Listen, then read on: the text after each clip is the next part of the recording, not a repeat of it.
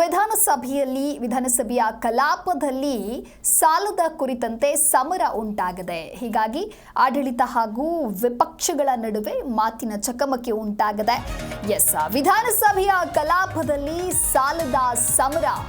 R Ashok ಆರೋಪಕ್ಕೆ CM ತಿರುಗೇಟನ್ನ ಕೊಟ್ಟಿದ್ದಾರೆ. ವಿಪಕ್ಷ ನಾಯಕ ಆರ್ ಅಶೋಕ್ ಈ ಕುರಿತಂತೆ ಆರೋಪವನ್ನ ಮಾಡಿದ್ರು. ಇನ್ನು ಇವರ ಆರೋಪಕ್ಕೆ ಇದೀಗ ಸಿಎಂ ಸಿದ್ದರಾಮಯ್ಯ ತಿರುಗೇಟನ್ನ ಕೊಟ್ಟಿದ್ದಾರೆ. ಕೇಂದ್ರದ ಸಾಲದ ವಿವರವನ್ನ ಕೊಟ್ಟು ಸಿಎಂ ಇಲ್ಲಿ ಕೌಂಟರ್ ಕೊಟ್ಟಿದ್ದಾರೆ. ಹಾಗಾಗಿ ಆಡಳಿತ ವಿಪಕ್ಷಗಳ ನಡುವೆ ಮಾತಿನ ಚಕಮಕಿ ಉಂಟಾಗಿದೆ. ಅಶ್ವಥ್ ನಾರಾಯಣ್ ಬೆಲ್ಲದ್ ಸಿಎಂ ನಡುವೆ ಮಾತಿನ ಚಕಮಕಿ ಉಂಟಾಗಿದೆ. ಬಜೆಟ್ನ ಸಾಲದ ಬಗ್ಗೆ ಪ್ರಶ್ನಿಸಿದ್ದ ಬಿಜೆಪಿ ನಾಯಕರಿಗೆ ಇದೀಗ ಸಿಎಂ ಸಿದ್ದರಾಮಯ್ಯ ತಿರುಗೇಟನ್ನ ಕೊಟ್ಟಿದ್ದಾರೆ.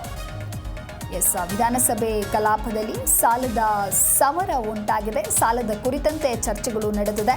ಆರ್ ಅಶೋಕ್ ಆರೋಪವನ್ನ ಮಾಡಿದ್ರು ಸಾಲದ ಕುರಿತಂತೆ. ಹಾಗಾಗಿ ಬಜೆಟ್ನ ಸಾಲದ ಕುರಿತಂತೆ ಮಾತನಾಡಿದಂತಹ ಬಿಜೆಪಿ ನಾಯಕರಿಗೆ ಇದೀಗ ಸಿಎಂ ಸಿದ್ದರಾಮಯ್ಯ ತಿರುಗೇಟನ್ನ ಕೊಟ್ಟಿದ್ದಾರೆ. ಕೇಂದ್ರದ ಸಾಲದ ವಿವರವನ್ನ ಕೊಟ್ಟು ಕೇಂದ್ರದವರು ಎಷ್ಟೆಲ್ಲ ಸಾಲಗಳನ್ನ ಮಾಡಿದ್ದಾರೆ ಅನ್ನುವಂತಹ ಪೂರ್ಣ ವಿವರವನ್ನ ನೀಡಿ ಸಿಎಂ ಇಲ್ಲಿ ಬಿಜೆಪಿ ನಾಯಕರಿಗೆ ಕೌಂಟರ್ ಅನ್ನ ಕೊಟ್ಟಿದ್ದಾರೆ. ಹಾಗಾಗಿ ಆಡಳಿತ ಹಾಗೂ ವಿಪಕ್ಷಗಳ ನಡುವೆ ಮಾತಿನ ಚಕಮಕಿ ಉಂಟಾಗಿದೆ. ಅಶ್ವಥ್ ನಾರಾಯಣ್ ಬೆಲ್ಲದ್ ಸಿಎಂ ನಡುವೆ ಈ ರೀತಿಯಾಗಿ ಗದ್ದಲ ಉಂಟಾಗಿದೆ. ಬರ್ಲಿಕ್ಕಾಗಲ್ಲ ಅಂತ ನಿಮ್ಗೆ ಪತ್ರ ಕೊಟ್ಟಾರ? ನಾಯಕರು ಮಾತಾಡಬೇಡಿ. ಪರ್ಮಿಷನ್ ತಗೊಂಡಿದಾರ? ಪ್ರತಿಪಕ್ಷ ನಾಯಕರು ಮಾತಾಡ್ತಿರ್ಬೇಕಾದ್ರೆ ಮುಖ್ಯಮಂತ್ರಿಗಳು ಇರ್ಬೇಕು, ಆರ್ಥಿಕ ಸಚಿವರು ಕೂತ್ಕೋಬೇಕು. ಇನ್ಯಾರಿಗೆ ಮಾತಾಡೋದು? ಸರ್, ಫೈನಾನ್ಸ್ ಸೆಕ್ರೆಟರಿ ಕೂಡ ಇಲ್ಲ ರೀ ಅಲ್ಲಿ ಇದರಲ್ಲಿ. ಯಾರಿದ್ದಾರೆ ಫೈನಾನ್ಸ್ ಸೆಕ್ರೆಟರಿ? ಪ್ರತಿಪಕ್ಷದ ನಾಯಕರು ಈಗ ಮಾತಾಡಬೇಡಿ, ಅವ್ರು ಬರ್ಲಿ ಮತ್ತೆ ಮಾತಾಡಿ ಸರ್. ನೀವು ಏನ್ ಸರ್ ಇದು? ಫೈನಾನ್ಸ್ ಅವರು ಇಲ್ಲ, ಯಾರು ಇಲ್ಲ. ಇಷ್ಟು ನೆಗ್ಲೆಕ್ಟ್ ಮಾಡ್ತಾರೆ ಸರ್. ಅರ್ಜೆಂಟ್ ಮಾಡಿ ಬರ್ಲಿ ಅವರು. ಅರ್ಜೆಂಟ್ ಮಾಡಿ ನಾಗೇಂದ್ರ ಅರ್ಜೆಂಟ್ ಮಾಡಿ. ಬದಲಾವಣೆ ಆಗಿಲ್ಲ. ನಾನು ಆ ಹೇಳಿಕೆಯಿಂದ ಬದಲಾವಣೆ ಆಗಿಲ್ಲ. ಆಮೇಲೆ ಕೇಳಪ್ಪ, ನೀನು ಹೇಳದಯ್ಯ. ಆಮೇಲೆ ನೀನು ನಾನು ಹೇಳಕ್ಕೂ ಮುಂಚಿತವಾಗಿ ನೀನು ಹೇಳಿದ್ರೆ ಹೆಂಗೆ? ಅವರು ಅನುಮತಿ ಕೊಟ್ಟಿದ್ದಾರೆ, ಅವರು ಈಲ್ಡ್ ಆಗಿದ್ದಾರೆ. ನೀವು ಮಧ್ಯೆ ಬಂದ್ಬಿಟ್ರೆ ಹೆಂಗೆ ತಮ್ಮ? ಸರ್, ಅಶ್ವಥ್ ನಾರಾಯಣ್ ಸ್ವಲ್ಪ ಆರೋಗ್ಯ ಸಮಸ್ಯೆ ಹೇಳ್ತಾ ಇದ್ದೀನಿ. ಮೈ ಬ್ರದರ್ ಅಂತಂದ್ರೆ ಪ್ರೀತಿಯಿಂದ ಹೇಳೋದು. ಸೊ ಮಾನ್ಯ ಅಧ್ಯಕ್ಷರೇ, ಫಿಸ್ಕಲ್ ರೆಸ್ಪಾನ್ಸಿಬಿಲಿಟಿ ಆಕ್ಟ್ನಲ್ಲಿ 3 ಮಾನದಂಡಗಳನ್ನು ಹೇಳಿದ್ದಾರೆ. 3 ಮಾನದಂಡಗಳೇನು? 2002ರಲ್ಲಿ SM ಕೃಷ್ಣ ಅವರು ಮುಖ್ಯಮಂತ್ರಿ ಆಗಿರುವಾಗ ಇದು ಪಾಸ್ ಆಗಿರ್ತಕ್ಕಂಥದ್ದು ಇದೇ ಸಾಲದಲ್ಲಿ. ಅದರ ಪ್ರಕಾರ ಒಂದು ರಾಜ್ಯದ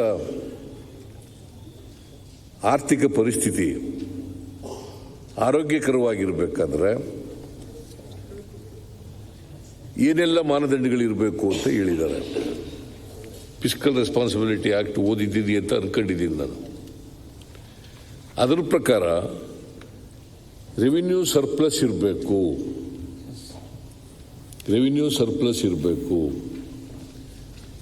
ಎರಡನೇ ಮಾನದಂಡ ಫಿಸ್ಕಲ್ ಡಿಫಿಸಿಟ್ 3% ಒಳಗಡೆ ಇರಬೇಕು. ಮೂರನೇ ಮಾನದಂಡ ನಾವು ಮಾಡದಂತ ಸಾಲ 25% ಒಳಗಡೆ ಇರಬೇಕು. ಆಗ ಮಾತ್ರ ಒಂದು ರಾಜ್ಯದ ಆರ್ಥಿಕ ಪರಿಸ್ಥಿತಿ ಸದೃಢವಾಗಿದೆ, ಆರೋಗ್ಯಕರವಾಗಿದೆ ಅಂತೇಳಿ ತಿಳ್ಕೋಬೇಕಾಗ್ತದೆ ಅಂತೇಳಿ ಈ ಮಾನದಂಡಗಳನ್ನು 2002ರ ಆಕ್ಟ್ನಲ್ಲಿ ನಿಗದಿ ಮಾಡಿದ್ದಾರೆ. ನಾವು 3ರಲ್ಲಿ ಒಂದನ್ನು ಮಾತ್ರ ಪಾಲನೆ ಮಾಡೋಕ್ಕಾಗಿಲ್ಲ. ಯಾವುದು ಅಂತಂದರೆ ರೆವಿನ್ಯೂ ಸರ್ಪ್ಲಸ್ ಇರಬೇಕು, ರೆವಿನ್ಯೂ ಡಿಫಿಸಿಟ್ ಇದೆ. ಹೋದ ವರ್ಷ ರೆವಿನ್ಯೂ ಡಿಫಿಸಿಟ್ಟು ಜಾಸ್ತಿ ಇತ್ತು. ಈ ವರ್ಷ 19,262 ಕೋಟಿ ರೂಪಾಯಿ ಆಗಿದೆ. ಹೋದ ವರ್ಷ 27,000 ಕೋಟಿ ಇತ್ತು. ಈ ವರ್ಷ ಕಡಿಮೆ ಆಗಿದೆ. ಮುಂದಿನ ವರ್ಷಕ್ಕೆ ಅದು ನಾವು ರೆವಿನ್ಯೂ ಸರ್ಪ್ಲಸ್ ಬರ್ತೀವಿ. ಮುಂದಿನ ವರ್ಷಕ್ಕೆ ರೆವಿನ್ಯೂ ಸರ್ಪ್ಲಸ್ಗೆ ಬರ್ತೀವಿ. ನಂಬರ್ 1. ನಂಬರ್ 2, ರೆವಿನ್ಯೂ ಇನ್ನು ಕಲಾಪಕ್ಕೆ ಸಚಿವರ ಗೈರು ಹಾಜರಾಗಿರೋದ್ರಿಂದ ಬಿಜೆಪಿ ಆಕ್ರೋಶವನ್ನ ವ್ಯಕ್ತಪಡಿಸಿದೆ. ಬಜೆಟ್ ಮೇಲೆ ಭಾಷಣಕ್ಕೆ ಹಣಕಾಸು ಕಾರ್ಯದರ್ಶಿಯೇ ಗೈರಾಗಿದ್ದಾರೆ. ಪ್ರಮುಖ ಅಧಿಕಾರಿಗಳು ಸದನದಲ್ಲಿ ಉಪಸ್ಥಿತರಿಲ್ಲ. ಹಾಗಾಗಿ ಬಿಜೆಪಿ ಸದಸ್ಯರಿಂದ ಸರ್ಕಾರದ ವಿರುದ್ಧ ವಾಗ್ದಾಳಿಯನ್ನ ನಡೆಸಲಾಗಿದೆ.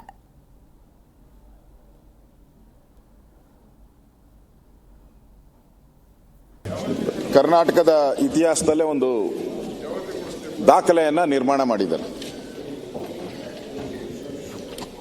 ಅಂದರೆ ರಾಜ್ಯದ ಜನತೆಗೆ ಅವರು ಈ ಸಾಲ ಮಾಡೋದರಲ್ಲಿ ಯಾರು 1 ಲಕ್ಷನ ಕ್ರಾಸೇ ಮಾಡಿರಲಿಲ್ಲ. First time in the history, ಕರ್ನಾಟಕದ ರಾಜ್ಯದ ಇತಿಹಾಸದಲ್ಲಿ ಫಸ್ಟ್ ಟೈಮ್ 1 ಲಕ್ಷನ ಸಾಲನ ಮಾಡೋ ಮುಖಾಂತರ ದಾಟಿಸಿದ್ದಾರೆ. ಸಾಲನ 1 ಲಕ್ಷದ ಮೇಲೆ 1,16,000 ಸಾಲವನ್ನ ಮಾಡಿದ್ದಾರೆ. ಅದಕ್ಕೆ ನಾವು ಯಾಕಂದ್ರೆ ಸಾಲ ಹೊರೆ ಹೊರಿಸಿರೋದಕ್ಕೆ ಬಸ್ ದರ ಮಾಡಿದ್ಕೆ, ಬಸ್ ದರ ಜಾಸ್ತಿ ಮಾಡಿದ್ಕೆ ನಾವು ಎಲ್ಲರಿಗೂ ಹೂವು ಕೊಟ್ರಿ ಬಸ್ ಸ್ಟ್ಯಾಂಡ್ ಅಲ್ಲಿ. ಈಗ ಮುಖ್ಯಮಂತ್ರಿಗಳು 1 ಲಕ್ಷ ಸಾಲ ಮಾಡಿ 1,16,000 ಸಾಲ ಮಾಡಿ ಕೋಟಿ ಸಾಲ ಮಾಡಿ ಒಂದು ದಾಖಲೆಯನ್ನ ನಿರ್ಮಿಸಿದ್ದಾರೆ. ಅದಕ್ಕೆ ಅವರಿಗೆ ದಾಖಲೆಯ ವೀರ ಅಂತೇಳಿ ನಾವು ಒಂದು ಬಿರುದನ್ನ ಕೊಡಬೇಕಾಗ್ತದೆ. ಅಂದ್ರೆ ಇವತ್ತು ಸಾಲದ ನನ್ನ ಉದ್ದೇಶ ಟೀಕೆ ಮಾಡಬೇಕು ಅಂತಲ್ಲ, ನನ್ನ ಉದ್ದೇಶ ಏನು ಟೀಕೆ ಮಾಡಬೇಕು ಅಂತಲ್ಲ. ಆದರೆ ಸತ್ಯ ಹೇಳಲಿಲ್ಲ ಅಂದ್ರೆ ರಾಜ್ಯದ ಜನತೆಗೆ ಮೋಸ ಮಾಡ್ದಂಗೆ ಆಗ್ತದೆ. ಸತ್ಯ ಹೇಳಲೇಬೇಕು ನಾವು. ಯಾಕಂದ್ರೆ ಈ ಬಡ್ಜೆಟ್ನಲ್ಲಿ ಯಾವುದೇ ರೀತಿಯಾದಂಥ ದೂರದೃಷ್ಟಿಯನ್ನ ನಾವು ನೋಡ್ತಾ ಇಲ್ಲ. ಈ ರಾಜ್ಯದ ಅಭಿವೃದ್ಧಿ ಆಗಬೇಕು, ಈ ರಾಜ್ಯದಲ್ಲಿ ಸಂಪನ್ಮೂಲ ಜಾಸ್ತಿ ಆಗಬೇಕು,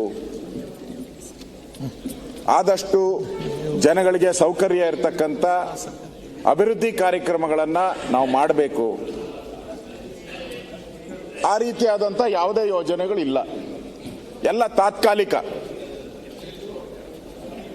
ಒಟ್ಟಾರೆ 2025-26ನೇ ಬಡ್ಜೆಟ್ ಏನಿದೆ, ಈ ಬಡ್ಜೆಟ್ಟು ಅಭಿವೃದ್ಧಿ ಪೂರ್ವಕವಾಗಿ ಏನಿಲ್ಲ. ಅಭಿವೃದ್ಧಿ ಕಡೆ ಗಮನ ಹರಿಸಿದ ರೀತಿಯಲ್ಲಿ ಮುಖ್ಯಮಂತ್ರಿಗಳ ಈ ಬಡ್ಜೆಟ್ ಅನ್ನು ಎಲ್ಲೂ ನಾವು ಕಾಣಕ್ಕೆ ಸಾಧ್ಯನೇ ಇಲ್ಲ. ಈ ಬಡ್ಜೆಟ್ಟು ಓಟ್ ಗಿಟ್ಟಿಸ್ಕೊಳಕ್ಕೆ ಎಷ್ಟು ಬೇಕೋ ಓಟ್ ಗಿಟ್ಟಿಸ್ಕೊಳೋ ಕಡೆ ದೃಷ್ಟಿ ಜಾಸ್ತಿ ಇದೆ ಹೊರತು ರಾಜ್ಯದ ಬೆಳವಣಿಗೆಯನ್ನ ಅಭಿವೃದ್ಧಿಯನ್ನ ಇಟ್ಕೊಳೋ ಕಡೆ ಅವ್ರ ದೃಷ್ಟಿ ಇಲ್ಲೇ ಇಲ್ಲ. ಕರ್ನಾಟಕದ ಮುಂದಿನ ಭವಿಷ್ಯ ಯಾವ ರೀತಿ ಇರಬೇಕು ಅನ್ನೋದು ಅವ್ರ ತಲೆಯಲ್ಲೇ ಬಂದಿಲ್ಲ. ಓಟ್ಗೋಸ್ಕರ ಮಾಡಿರುವಂತ ಬಡ್ಜೆಟ್ ಇದು. ಇದರಲ್ಲಿ ಬೇರೆ ಏನು ಕಾಣಲ್ಲ. ಇನ್ನೊಂದು, ಈ ಸರ್ಕಾರ ಸಾಲದ ಸುಳಿಯಲ್ಲಿ ನಮ್ಮನ್ನ ನೂಕಿದ್ದಾರೆ. ಇದು ಸಾಲದ ಸುಳಿಯಲ್ಲಿ ಈ ಸರ್ಕಾರ ನಮ್ಮನ್ನ ನೂಕಿದ್ದಾರೆ. ಉದ್ಯೋಗ ಸೃಷ್ಟಿ ಮಾಡೋದ್ರಲ್ಲಿ ಎಲ್ಲೂ ಅವ್ರ ಬಡ್ಜೆಟ್ ಅಲ್ಲಿ ಉದ್ಯೋಗ ಸೃಷ್ಟಿಗೆ ಯಾವುದೇ ರೀತಿಯಾದಂತ ಒತ್ತು ಕೊಟ್ಟಿರುವಂತ ಒಂದೇ ಒಂದು ಲೈನು ಇಲ್ಲ ಅವರು ಆ ಬಡ್ಜೆಟ್ ಅಲ್ಲಿ. ಜಿ ಕನ್ನಡ ನ್ಯೂಸ್ ಈಗ ನಿಮ್ಮ ಮನೆಯಲ್ಲೇ ನೋಡಿ. ಎಲ್ಲ ಕೇಬಲ್ಗಳಲ್ಲಿ ಈಗ ಲಭ್ಯ. ನಿಮ್ಮ ನೆಚ್ಚಿನ ಜಿ ಕನ್ನಡ ನ್ಯೂಸ್ ಈಗ ಸನ್ ಡೈರೆಕ್ಟ್ ನಲ್ಲಿ number 292, Tata play number 1664, Jio TV number 1334, NXT digital number 30, in cable number 30, city networks 51, U digital number 162, GTPL number 17, Rockline telecommunications number 42, Shri Basaveshwara cable number 168, rural cable network 60, Vinayaka digital 57, Abhishek cable 821, city channel 53, Siddeshwara cable network 57, V4 digital Infotech 628, Surya digital networks 53, Gajanan digital number 836, Malnad Infotech Private Limited number 56, Metrocast number 830, Victory Digital number 167ರಲ್ಲಿ ನೋಡಿ ಆನಂದಿಸಿ.